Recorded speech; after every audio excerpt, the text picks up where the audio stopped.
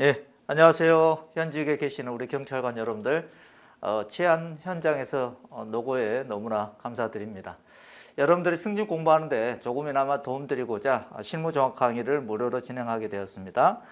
여기서 제가 나눠드린 프린트만으로는 실무 종합이 완벽하게 준비된다고는 보지는 않고요. 여기서 드리는 프린트는 실무 종합 관련돼서 실무적 내용 플러스 우리 채용, 경찰 간부 시험의 과목인 경찰학 중에서 좀 더 이렇게 심화 과정에 있는 내용들을 여러분들에게 나눠드리는 겁니다. 그리고 여러분들은 또한 그 경찰학 강의를 꼭 들으시고 경찰학과 관련된 기출문제 꼭 푸셔야 되고, 그 다음에 여기 있는 이 내용, 실무종합 내용, 그 다음에 실무종합과 관련돼서 모의고사 문제 이런 것들도 같이 풀면서 학습을 하셔야만이 내년 또 시험 승진에 있어서 많은 이제 고득점을 할 수 있을 거라고 예상이 됩니다.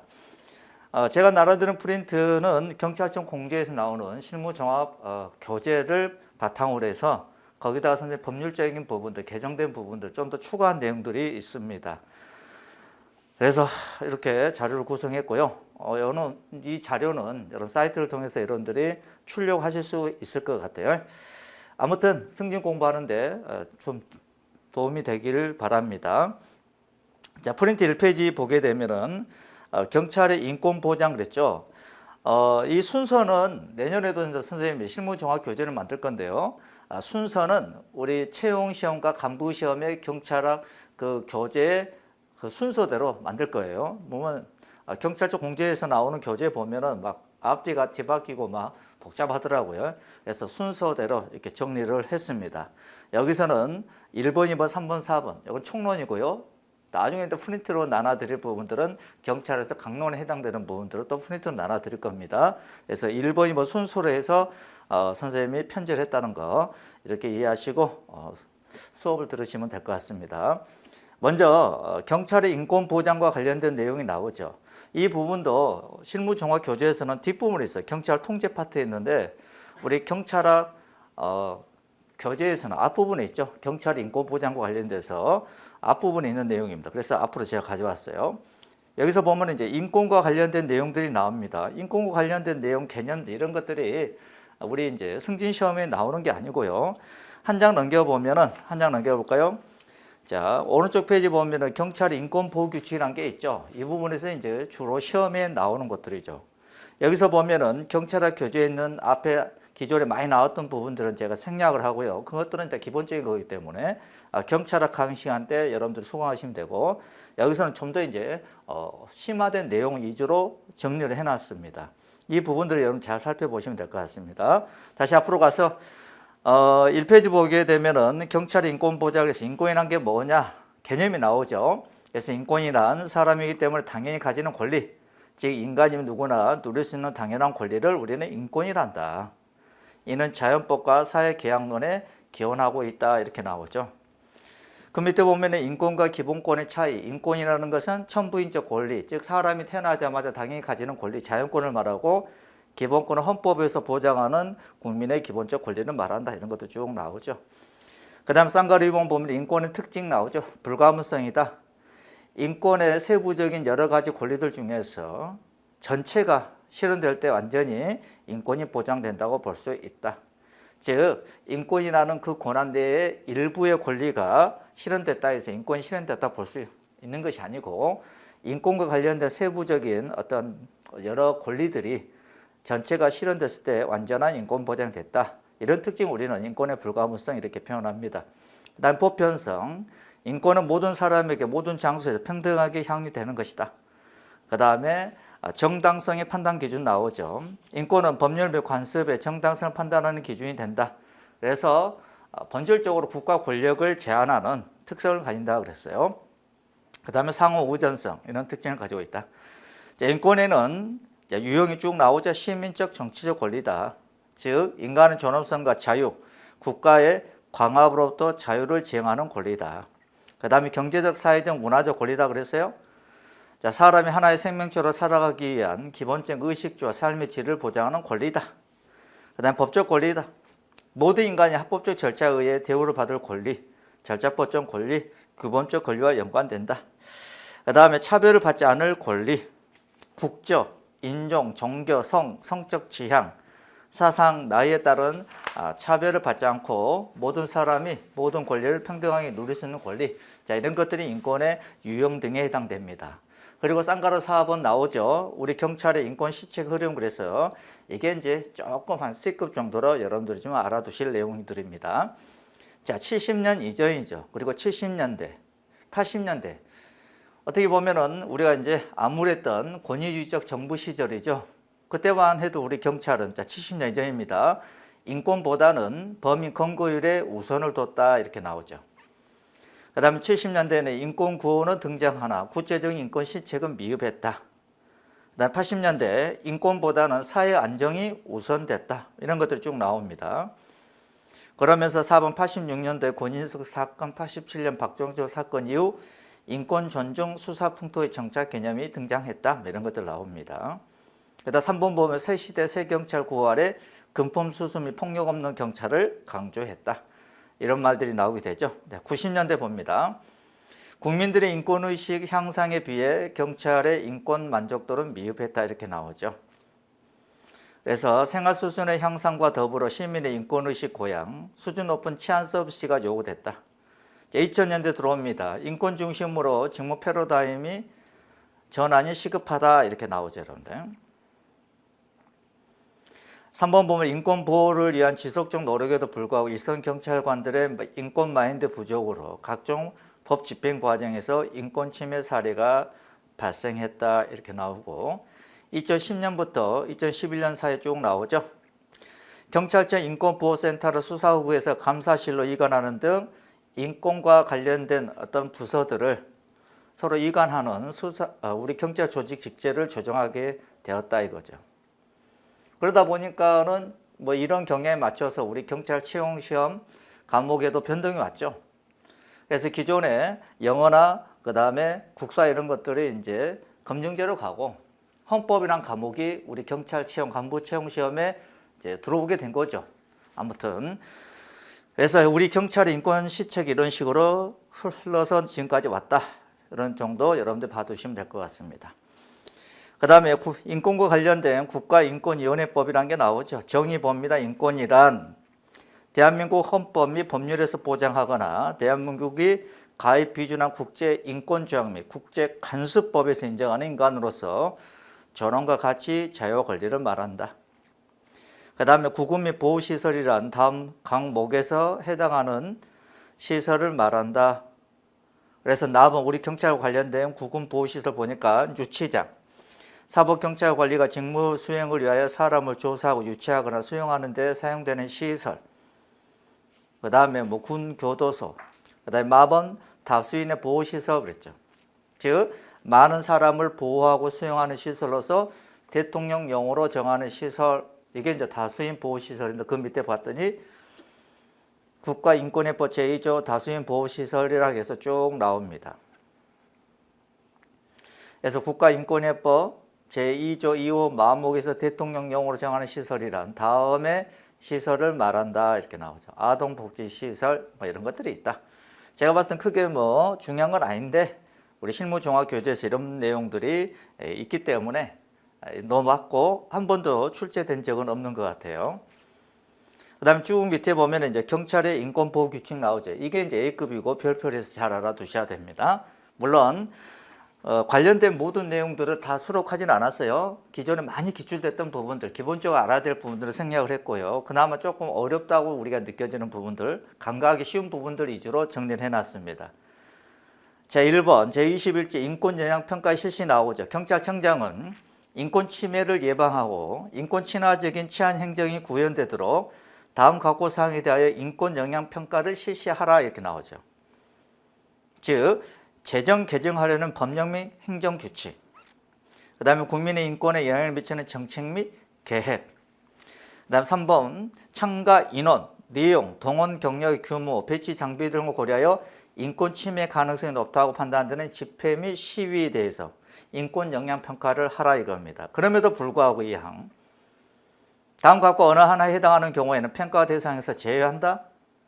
그래서 보면 이로 보면은 제정 개정하려는 법령 및 행정규칙의 내용이 경미하더라, 이겁니다.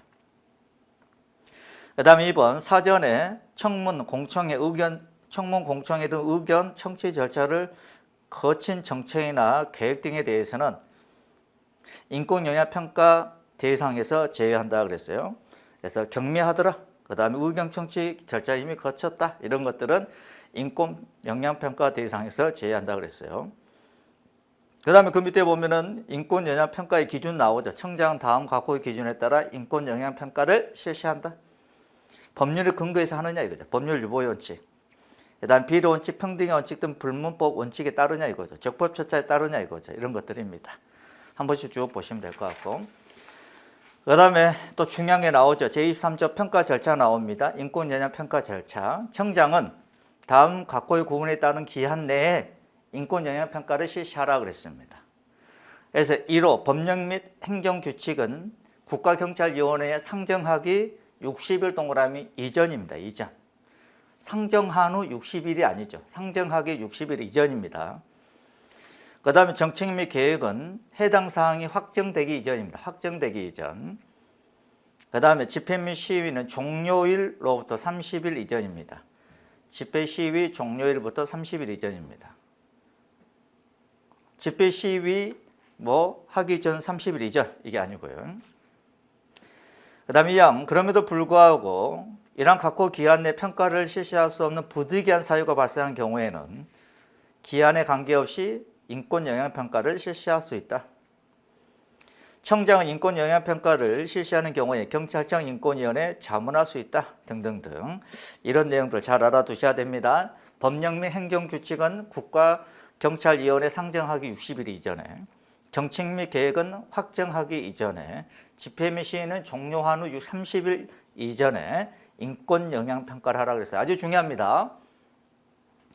그 다음에 쌍가로 4번 24조 점검 나오죠. 인권보호 담당관은 반기 1회 이상 인권영향평가의 이행 여부를 점검하고 이를 경찰청 인권위원회에 제출하라 그랬어요. 반기 1회 이상입니다. 청인권위원회에 제출하는 겁니다. 반기 1회 청인권위원회에 제출해요. 그 다음 쌍가로 5번 진단사항이라는 게 나오죠. 인권보호 담당관은 인권 침해를 예방하고 제도를 개선하기 위하여 연 1회 이상 다음의 사항을 진단한다 그랬어요. 연 1회 이상 진단, 반기 1회 이상 청해 보고, 청해 자료 인권위원회평가위원회 제출. 그래서 이런 구분해서 잘 알아두세요. 쌍가로 4번, 5번 별표입니다. 그 다음에 진정의 각하 나오죠. 경찰청 및 그 소속 기관의 장은 다음 각호 어느 하나 해당할 때는 그 진정을 각하 동그라미 할 수 있다. 각하라는 것은 형식적 요건을 갖추지 못하여 진정의 내용을 살펴보지도 않는다는 겁니다. 각하. 그래서 1번 보니까는 진정의 내용이 쭉 나오죠. 인권 침해에 해당하지 아니한 것이 명백하다 그랬어요. 명백 동그라미. 그 다음에 진정의 내용이 명백 동그라미 사실이 아니더라 이겁니다. 그 다음에 3번 피해자가 아닌 사람이 한 진정으로서 피해자가 조사를 원치 않다는 의사표시를 명백하게 한 경우에. 그 다음 4번 쭉 보니까는 공소시효, 징계시효, 민사상 시효 등에 모두 완성됐다. 시효가 모두 완성됐다. 그 다음에 5번 진정의 원인이 된 사실에 관하여 법원이나 헌재의 재판, 수사기관의 수사 또는 그 밖의 법률 절차에 따른 권리구제 절차가 진행 중이거나 종결된 경우. 그런데 형식적 요건을 제대로 갖추지 못하여 종결된 경우는 제외 동그라미 한다. 그 다음에 6번 진정이 익명 또는 가명으로 제출됐다. 그 다음에 진정을 취소했다.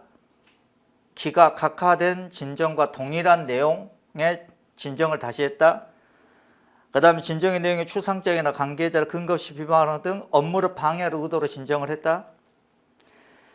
그 다음에 진정의 취지가 그 진정의 원인된 사실에 대한 법원의 확정 판결, 헌재 결정이 반대되더라. 자, 국가인권위원회에서 진정서의 내용과 같은 사실이 이미 조사 중이거나 조사한 사실이 확인된 경우를 했죠. 진정인의 진정 취소를 이유 각하 처리된 경우는 제외한다 그랬어요. 그래서 이런 경우에는 그 형식적 요건을 갖춰서 진정의 내용을 살펴볼 필요도 없어서 각하한다는 겁니다. 명백하다, 명백하다, 명백하다. 모든 시효가 완성되었다. 그 다음에 권리구제 절차가 진행 중이다. 또는 종결됐다. 그 다음에 익명 가명으로 제출했다. 취소했다. 그다음에 기각되거나 각하된 진정의 내용과 동일한 내용의 진정을 했다. 업무를 방해할 의도로 진정했다. 법원의 확정 판결의 헌재 결정에 반대되는 진정이다. 그 다음에 국가인권위원회에서 이미 조사 중이거나 조사한 사실이 확인된 경우 이런 것들에 대해서는 각하를 한다는 거에 잘 알아두십니다. 그 다음에 조사 중지 나오죠. 조사 담당자는 인권침해 사건을 조사하는 과정에서 다음에 해당하는 사유로 사건의 조사를 진행할 수 없을 때는 조사를 중지할 수 있다 그랬어요. 자, 진정인이나 피해자의 소재 동그라미 알 수 없다. 소재를 알 수 없으니까 조사를 중지하는 겁니다. 그 다음 중요 참고인의 소재 동그라미 알 수 없다. 소재 알 수 없기 때문에 중지하는 겁니다. 그 다음에 3번 1, 2와 유사한 사정은 더 이상 사건의 조사를 진행할 수 없다 이거야. 1번 뭐라 했어요? 진정인의 피해자 소재 불명. 그 다음에 중요 참고인의 소재 불명. 3번 그와 유사한 사정으로 더 이상 사건의 조사를 진행할 수 없을 때 조사를 중지할 수 있다는 겁니다. 그 다음에 진정의 기각이라는 게 나오죠. 기각이라는 것은 혁신 요건을 다 갖췄어요. 진정서의 내용을 살펴보니까 오케이, 이건 진정의 내용이 아닌 것 같아. 그래서 우리 경찰 공무원이 관련된 사항에 처리할 필요가 없다라고 판단해서 기각하는 겁니다. 경찰청 및 그 소속 기관장은 진정의 내용을 조사한 결과 다음에 해당할 때는 그 진정을 기각 동그라미 할 수 있다 그랬어요. 진정의 내용이 사실이 아니다 이게.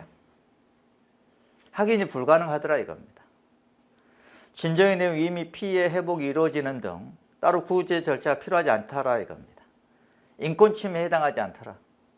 사실이 아니다. 확인이 불가능하다. 그다음에 이미 피해 회복이 이루어졌다. 인권 침해에 해당하지 않더라. 이런 경우에는 진정의 내용이 아니죠, 여러분들. 그래서 이런 것들은 기각을 할 수 있다는 거야. 좀 헷갈리는 게 뭡니까? 1번, 2번, 3번이 왼쪽 페이지에 있는 각하 사유가 헷갈리면 안 된다 이겁니다. 각하 사유가 헷갈리면 안 된다. 시험 잘 나오겠죠, 헷갈리니까. 기각이. 그 다음에 쌍가로 9번 34조 수사의 개시로 인한 조사 중단 나옵니다. 조사 담당자는 사건을 조사하는 과정에서 동일한 사건에 대하여 경찰, 검찰 등 수사가 시작된 경우에는 사건 조사를 즉시 중단하고 종결하거나 해당 기관에 이첩을 할 수 있다 그랬어요. 그 다음에 조사 중지 나옵니다. 조사 중지, 좀 전에 봤던 내용 또 나왔네. 조사의 중지 35절, 이건 지워버립니다. 그 다음에 한 장 넘겨봅시다. 32조 물건 등의 보관 나오죠. 물건 등의 보관. 이것도 잘 알아두십니다. 조사 담당자는 사건 조사 과정에서 진정인, 피진정인 또는 참고인 등이 임의로 동그라미 제출한 물건 중 사건 조사에 필요한 물건은 보관할 수 있다. 이항 조사 담당자는 제출받은 물건의 목록 동그라미 작성하여 제출자에게 내주고 사건 기록에 그 물건 등의 번호, 명칭 및 내용, 제출자 및 소유자의 성명과 주소를 적고 서명 또는 기명 날인하라 이렇게 나오죠. 사항 보면은 조사 담당자는 제출자가 보관 중 물건의 반환을 요구하는 경우는 반환을 하라 그랬습니다. 다음 어느 하나 해당하는 경우에는 제출자가 요구하지 않더라도 반환을 할 수 있다. 제출자가 물건의 반환을 요구하면 반환해야 되고 반환 요구를 하지 않았더라도 다음에 해당할 때는 반환을 할 수 있다는 겁니다. 진정인이 진정을 취소한 사건에서 진정인이 제출한 물건이 있는 경우, 사건이 종결돼 더 이상 보관할 필요가 없는 경우, 그 밖에 물건을 계속 보관하는 것이 적절치 않는 경우, 이런 경우에는 제출자가 요구하지 않더라도 반환할 수 있다는 겁니다. 물건 등의 보관 잘 봐두시고. 그 다음에 4번 경찰관의 인권 행동 강령 나오죠. 이것도 우리 승진 시험에서 거의 언급되지 않는 부분들입니다. 그래서 제1조 인권보호원칙, 제2조 적발조차 준수, 제3조 비례원칙, 그 다음에 제4조 무죄 추정의 원칙 및 가혹행위 금지, 제5조 부당 지시 거부 및 불이익 금지, 제6조 차별 금지 및 약자 소수자 보호, 그 다음 제7조 개인 정보 및 사생활 보호, 제8조 범죄 피해자 보호, 그 다음 9조 이혼 발생 방지 및 조치, 그다음 10조 인권교육 쭉 나오죠. 이런 것들이 있구나. 이런 것들이 있구나. 한 번씩 보시면 될 것 같습니다. 그다음 오른쪽 가서 이제 5번 바람직한 경찰의 역할 모델 그래서 하워드 코헨 우리 경찰대학 윤리론에 나와 있는 그 경찰 윤리론에 자 바람직한 경찰의 역할 모델은 범죄와 맞서 싸우는 자의 역할 모델 그러죠. 범죄 도시에 보면은 마동석이란 분이 있죠. 마동석 경인가요? 이분의 모습입니다. 그다음 한 장 넘겨봤더니 쌍가리면 2급식 조치자의 역할 모델 쌍가루 3번 사회의 강제자의 역할 모델 쌍가루 4번 사회 평화 유지자의 역할 모델 쌍가루 5번 치안 서비스 제공자의 역할 모델 우리가 상식적으로 봐도 쌍가루 5번 치안 서비스 제공자의 역할 모델이 우리가 지향하는 가장 바람직한 모델이라고 볼 수 있다 이겁니다. 쌍가루 5번 요걸 체크합니다. 이건 별표도 아니고 이런 것이 있다 정도 이해하고 넘어가는 내용입니다. 한 장 다시 앞으로 넘어와서요. 자, 범죄와 맞서 싸우는 자의 역할 모델. 그래서 범죄 도시 1, 2의 마동석 경위 이분 생각하시면 됩니다. 여기 보면 경찰은 수사, 형사 등 강제 법 집행을 통하여 범죄와 맞서 범법자를 제압하는 것이 주된 임무란 모델이다 이거예요. 대중매체에 영향이 크게 작용하는 모델이다. 그렇죠. 이번에 범죄도시 2가 1000만을 넘겼죠. 코로나로 인해서 영화 보고 싶은 욕망이 확 분출되어서 1000만이 넘었죠, 여러분들. 근데 그 영화를 보면은 어떤 악한 자를 처벌하는 그래서 국민들의 어떤 나쁜 놈은 처벌받는다는 카타르시스를 막 선사해 주는 것 같죠. 그렇지만요, 이것도 여러 가지 문제점이 있습니다.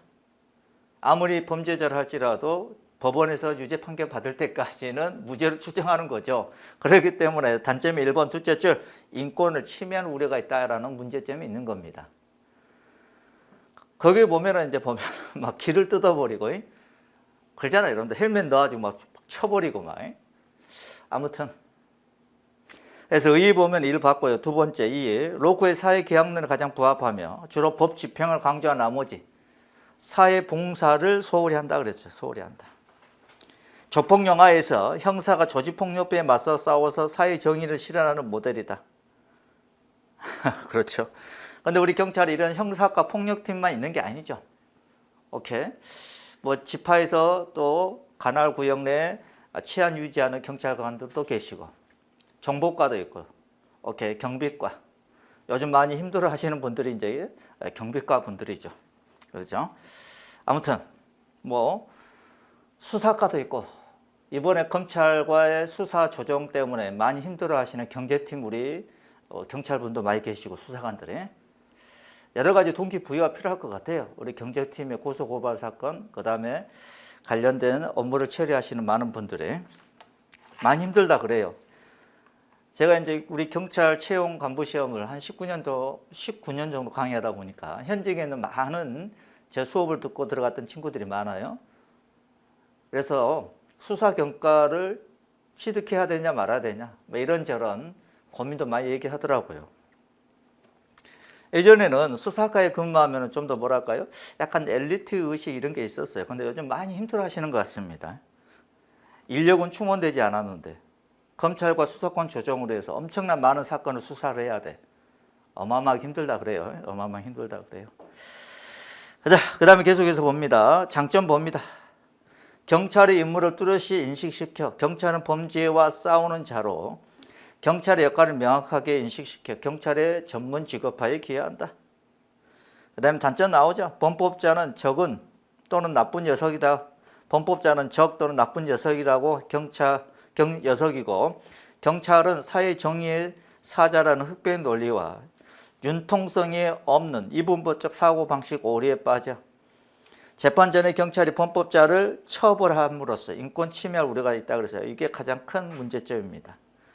그 다음에 2번 형사과 폭력팀 뭐 이런 분들이 또 살인사건 등을 그 다음에 강도사건, 성폭력 사건 이런 사회적으로 뉴스로 많이 다뤄지는 이런 문제를 처리하는 경찰만 이제 미디어로 이슈화되다 보니까 사회봉사 기능 그 다음에 교통지도, 총선 선도, 방범, 지파에서 하는 여러 가지 범죄 예방 활동 자, 이런 비권력적 작용들을 간과하기 쉽다 그랬어요. 이런 문제점이 있습니다. 한 번씩 보시면 될 것 같고요. 그 다음에 2급시 조치자 역할 모델 나오죠. 경찰은 법 집행 위에도 평화 유지와 사회봉사 제공이 경찰 업무가 되어야 한다는 이론이다. 즉 경찰은 법적 근거 없이도 2급시에 대체적 권위자로서의 이기 조치를 하여야 한다 그랬어요. 하여야 한다. 우리 경찰 공무원이 퇴근하다가 갑자기 심장 부여잡고 가슴 부여잡고 쓰러질 수도 있겠죠. 이런 경우 우리 경찰 공무원 다른 어떤 일반적인 시민들도 도움을 줄 수 있겠지만 우리 경찰 공무원 같은 경우는 더욱더 뭐다. 이런 경우에 구조 활동에 적극적으로 하는 이런 역할도 한다 이겁니다. 법적인 근거 없이도 2급시에 대체적 권위자 소방 공무원을 대체해서 위기 조치를 하여야 한다. 이게 이제 2급시 조치자 역할 모델입니다. 그 다음에 참고로 3번 사회의 강제자의 역할 모델. 그 다음에 쌍가루 4번 사회 평화 유지자 역할 모델. 이런 것들이 있다라고 여러분들이 한 번씩 읽어보시면 될 것 같아요. 그 다음에 쌍가루 5번 이걸 체크라고 했어요. 치안 서비스 제공자 역할 모델이라는 게 있다고 그랬어요. 의범은 2번 범죄와 싸우는 자의 역할 모델. 좀 전에 봤던 어떤 민생 치안에 중점을 두는 역할의 모델. 마동석 경위의 모델. 2급시 조치자 역할 모델. 대빈 봉사 기능의 중점. 두 가지 임무를 포괄하는 모형으로서 가장 바람직한 모델이다 그랬어요. 2번 체크. 3번 보면 시민들에 서비스 제공한다. 사회 봉사한다. 이런 기능을 강조함으로써 경찰을 강압적 이민을 순화시키는 데 큰 의미가 있고 4번 범죄의 진압뿐만 아니라 대역적 권위에 의한 사회 봉사활동 그 다음에 우범 지역 순찰이나 교통지도, 청소년 지도 등 비권력적 치안 서비스를 당연한 치안 활동에 포함시킨다 그랬죠. 그리고 문제 해결을 통한 범죄 예방하는 지역사회 경찰 활동과 일맥상통하는 측면이 있다 그랬어요. 그래서 치안 서비스 제공자 역할 모델. 오케이. 그 밑에 보면은 치안 서비스 제공자 역할 모델에서 구체적인 경찰 활동 그래서 보면은 대역적 권위에 의한 사회 봉사 활동 밑줄 사회 봉사 활동 한다는 겁니다. 구체적으로 기억리언의 사례가 나오죠. 그다음 비권력적 치안 서비스 제공하는 활동도 하고 그다음에 사회적 갈등 해결 및 사회적 갈등의 개연성에 최소화하는 이런 역할도 한다는 겁니다. 그래서 치안 서비스 제공자 역할 모델 가장 바람직한 모델이다 그랬어요. 오케이. 그 다음에 보면은 부정청탁금지법 나오죠. 부정청탁금지법. 여기도 많은 내용들이 있는데요.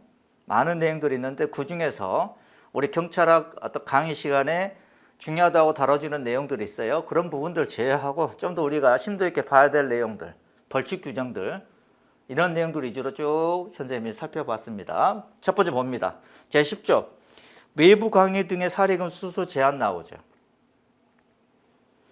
이건 경찰청 공무원 행동 강령에서 나오는 내용인데요. 경찰청 공무원 행동 강령이 여러분들 2장 뒤로 넘겨볼까요? 2장.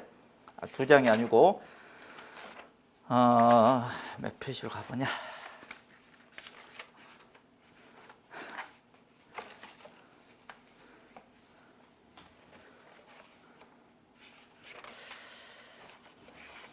여러분들 26페이지 한번 가봅시다.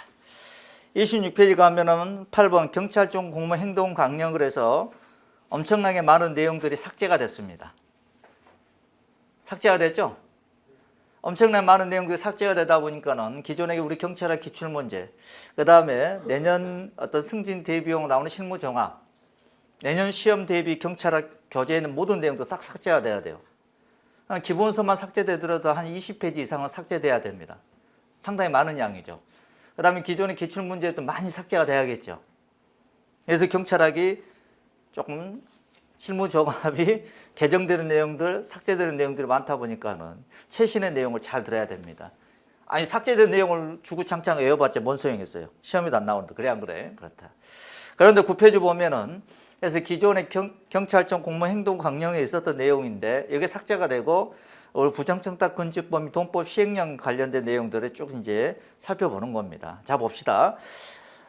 자 10조 1항 공직자 등은 자신의 직무와 관련되거나 그 직위 직책 등에서 유래되는 사회상 영향을 통하여 요청받은 교육, 홍보 등등 강의, 강연, 기고 등 줄여서 외부 강의 등을 합니다. 대가로서 대통령령으로 정하는 금액을 초과하는 사례금을 받으면 안 된다 그랬죠. 그래서 그 밑에 보면 가나 다라 쭉 나옵니다. 가 나옵니다. 국가직 공무원, 지방직 공무원, 그 밖에 공무원으로 인정되는 사람, 나, 공직유관단체, 그 다음 공공기관의 장과 그 임직원, 이런 분들은 강의의 경우 1시간당, 기고의 경우 한 건당 40만 원입니다. 1시간을 초과해 강의를 하죠. 강의 시간에 관계없이 1시간에 사용안에 100분의 150. 3시간 강의했어요. 그럼 1시간에 40만 원이니까 120만 원을 수수료로 지급하는 게 아니고 40만 원에 150이니까 60만 원까지 사례금을 지급받을 수 있다 이겁니다. 그 다음에 답은 각급 학교의 장, 교직원, 학교 법인 임직원, 언론사 대표자와 그 임직원들, 이분들은 돈이 많은 분들이죠. 돈이 많으니까 중학교, 고등학교로 사립학교를 만드시죠. 그래야 안 그래요? 언론사 돈이 많죠, 여러분들. 그래서 각급 학교의 장, 교직원, 학교 법인의 임직원, 언론사 대표자 그 임직원 이분들은 강의의 경우 1시간당, 기고의 경우 한 건당 상한에 100만 원입니다. 그리고 강의를 1시간을 초과했을 때 상한액에 제한이 없습니다. 제한이 없잖아요, 여러분들. 그런데 우리 경찰 공무원은 국가직 공무원이죠. 그래서 여러분들이 관내 초등학교, 중학교 등에서 학교폭력, 성희롱 관련된 이러한 어떤 강의 등을 갔을 때 초청해서 강의 등을 갈 수 있겠죠. 이때 3시간 했어요. 그럼 60만 원까지 어떤 사례금을 받을 수 있어요. 그러나 각급 학교의 장, 교직원, 학교 법인의 임직원, 언론사의 대표자와 그 임직원 이런 분들은 3시간 했을 때 상한액이 제한이 없다는 겁니다. 이 구분해서 이제 알아두실 필요가 있어요. 그 다음에 이왕 공직자 등은 사례금을 받는 외부 강의 등을 할 때는 대통령령으로 정하는 바에 따라서 그 대통령령이 동법 시행령입니다. 외부 강의 등의 요청 명세서 등을 소속 기관장이 그 외부 강의 등을 마친 날로부터 10일 이내에 서면 동그라미 신고하라 이거야. 근데 외부 강의들 요청한 자는 국가나 지자체는 그렇지 아니한다 이렇게 나오죠. 그래서 그 밑에 보면 부정청탁법 시행령 제26조 외부 강의들 신고 나오죠. 법 10조 2항 본문에 따라서 같은 조 1항에 따른 외부 강의 등 신고하려는 공직자 등은 다음 각호의 사항을 적은 서면 동그라미 소속기관에 제출하라 쭉 나옵니다.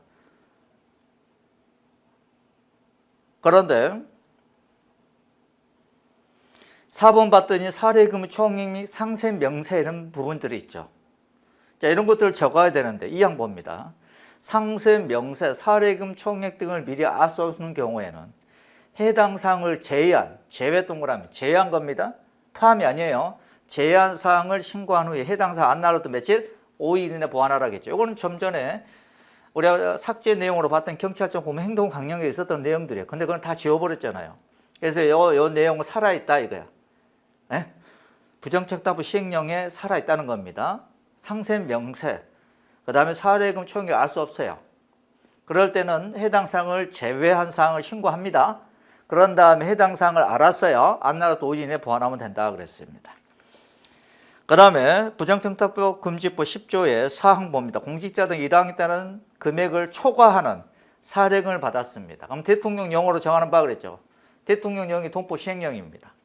소속 기관장에게 신고합니다. 누구한테 신고해? 소속 기관장한테 신고하고 제공자에게 그 초과 사례금을 지체 없이 반환하라겠어요? 그럼 대통령령으로 세부적으로 어떻게 하는지 규정되어 있겠죠.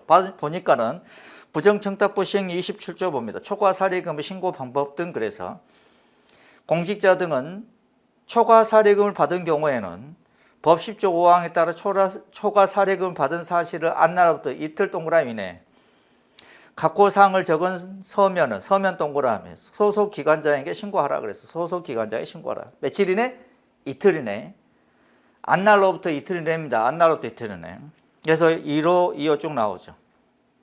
2항 1항에 따른 신고를 받은 소속 기관장은 초과 사례금을 반환하지 아니하는 공직자 등에게 신고사항 확인 며칠 이내? 7일 동안 이내에 반환해야 할 초과 사례금 액수를 산정하여 해당 공직자 등에게 통지하라. 안 날로부터 이틀, 그 다음에 신고사항 확인 후 7일 이내에 반환해야 할 초과 사례금 액수를 산정하여 해당 공직자에게 통지하라 그랬어요. 27이죠?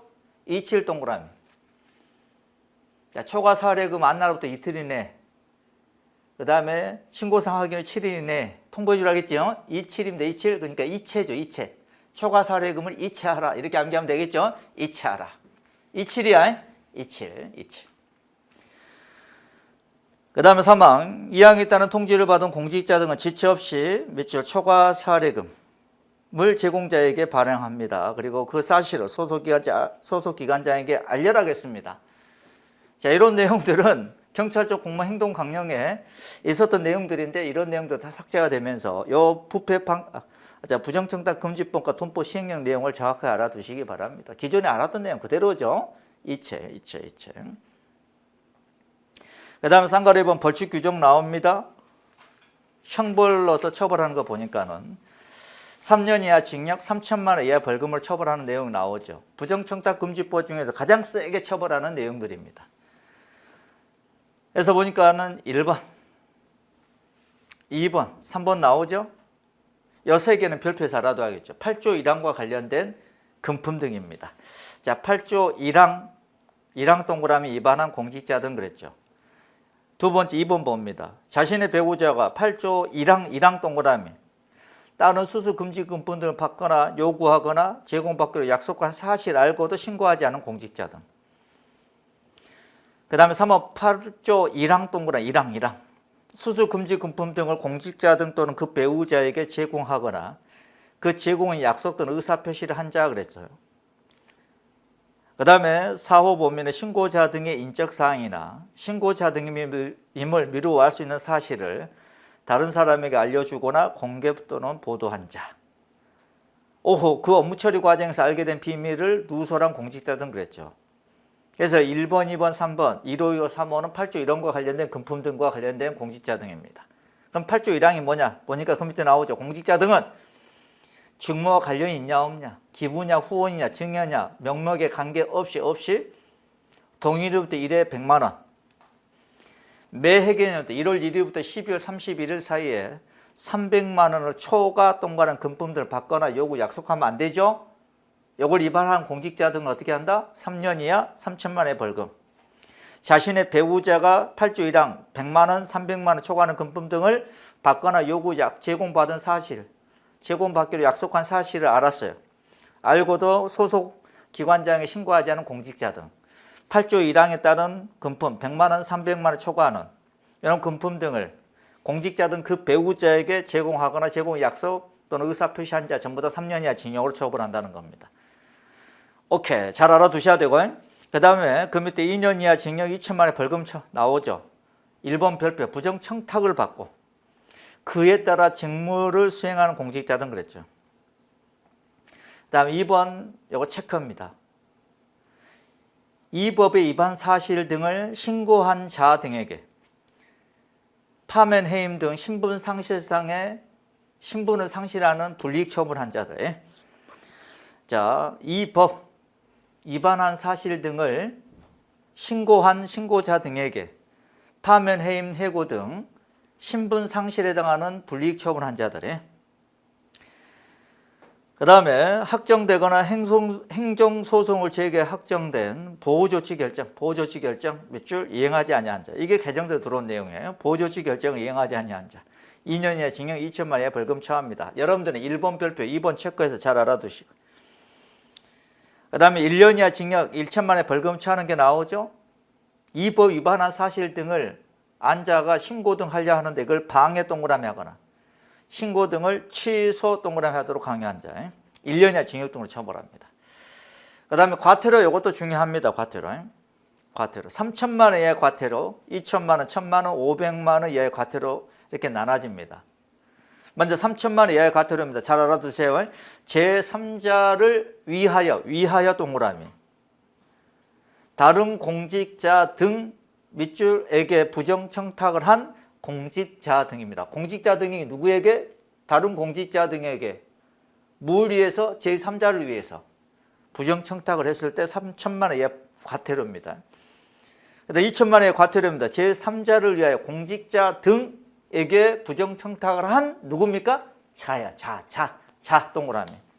자 동그라미 별표. 공직자 등이 아닙니다. 공직자 등을 제외한 자입니다. 그 다음에 1천만 원의 과태료 나오죠. 제3자를 위하여입니까? 통하여입니까? 통하여 동그라미. 공직자 등에게 부정청탁을 한 자입니다. 자 동그라미. 자요. 그런데 그 밑에 하살표를 보니까 자기 자신을 위하여. 자, 제3자를 위하여는 있죠. 자기 자신을 위하여. 공직자 등에 직접 부정청탁한 경우에는 처벌 규정이 없습니다. 자기 자신을 위하여.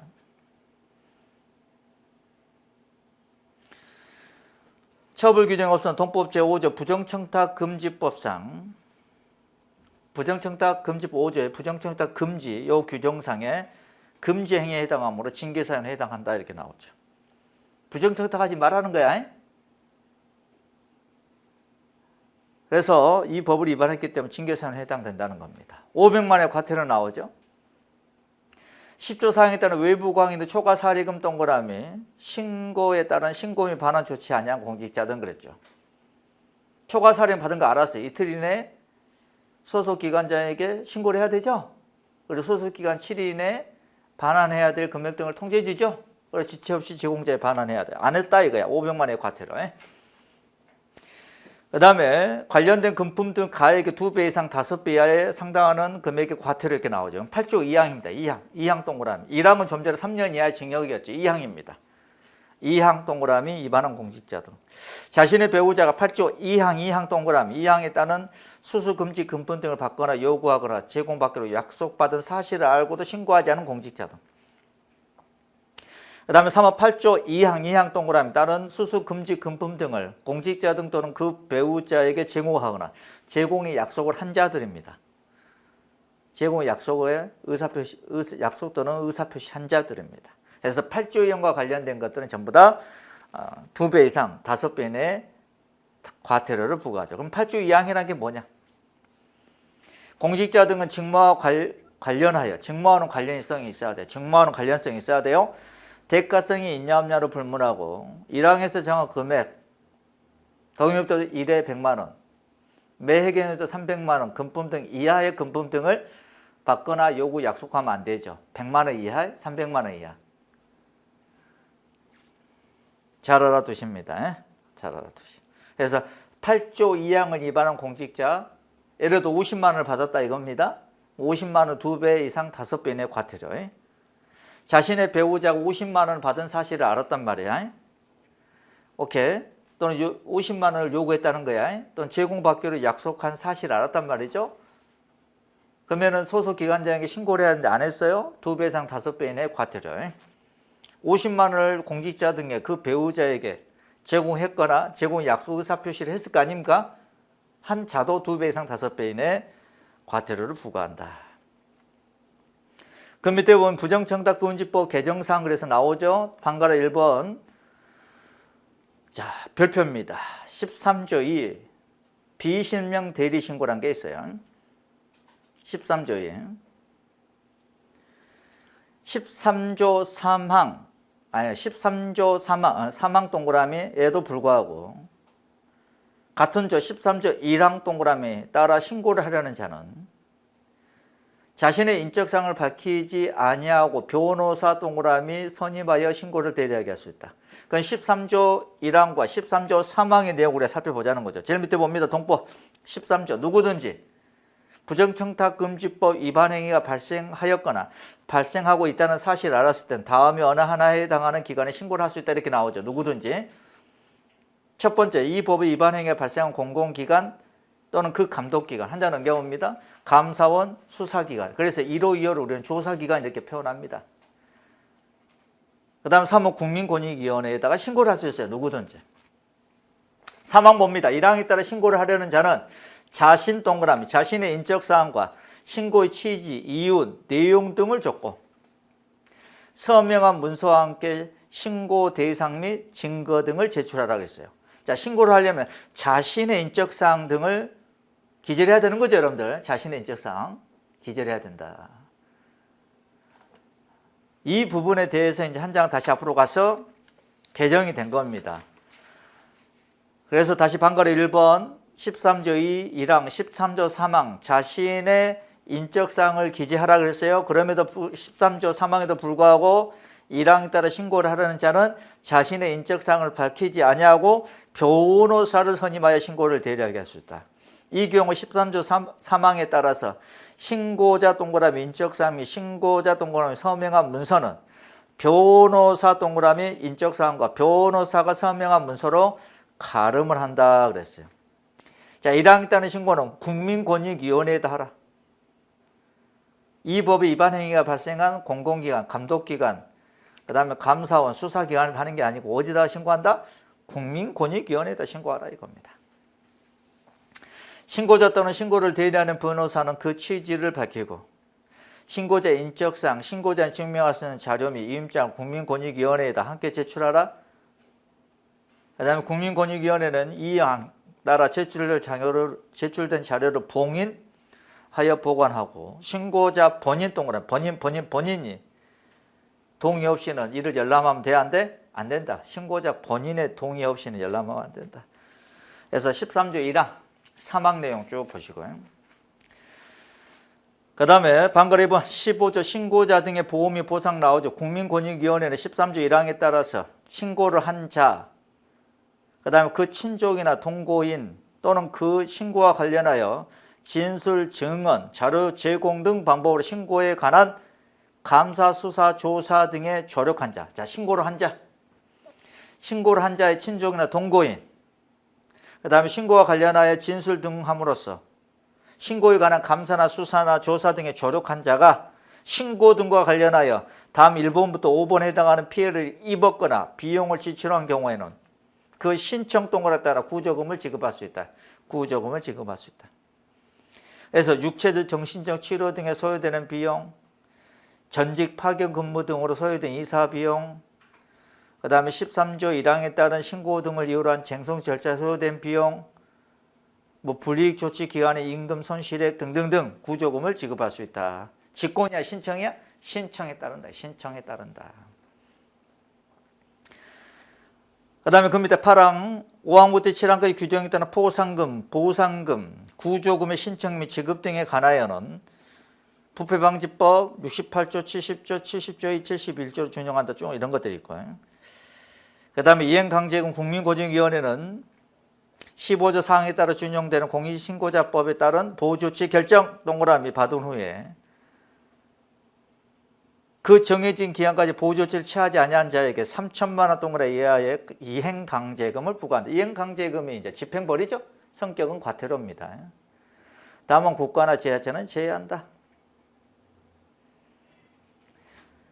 그래서 그 밑에 보면은 공익신고자 보호법 20조의 보호조치 결정 쭉 나오죠. 그런데 1항 한 번씩 읽어보시면 되고.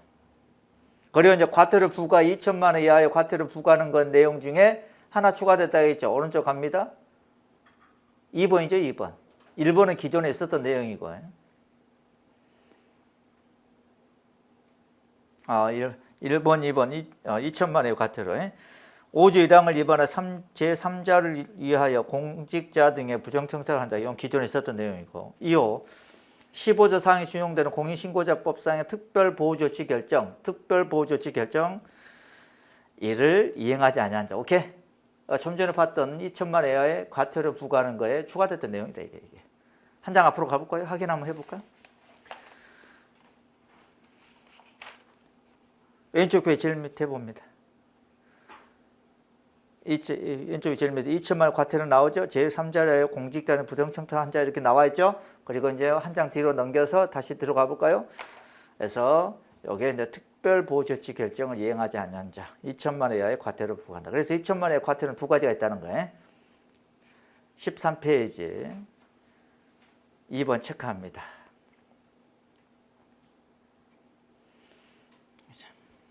그래서 과태료 요거는 좀 헷갈리니까 잘 봐봅니다. 과태료. 첫 번째 제3자를 위하여입니다. 위하여. 다른 공직자 등에게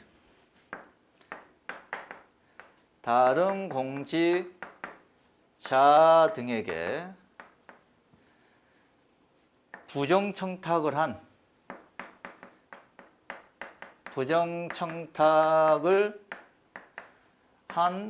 공직자 등 공직자 등.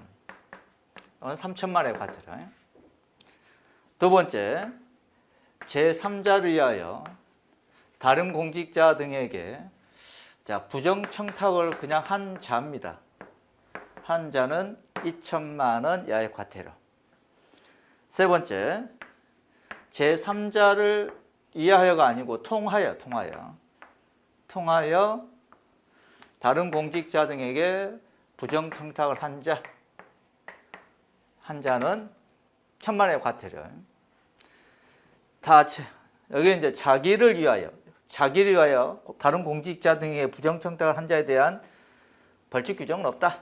오케이. 그다음에 2천만 원 이하의 과태료에 이번에 개정돼 추가된 내용이 뭐다? 15조 사항에 의해서 특별보호조치 결정에 특별보호조치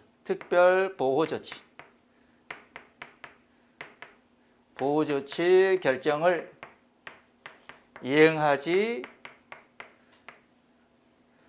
아니한 자 이렇게 나오죠. 아니한 자.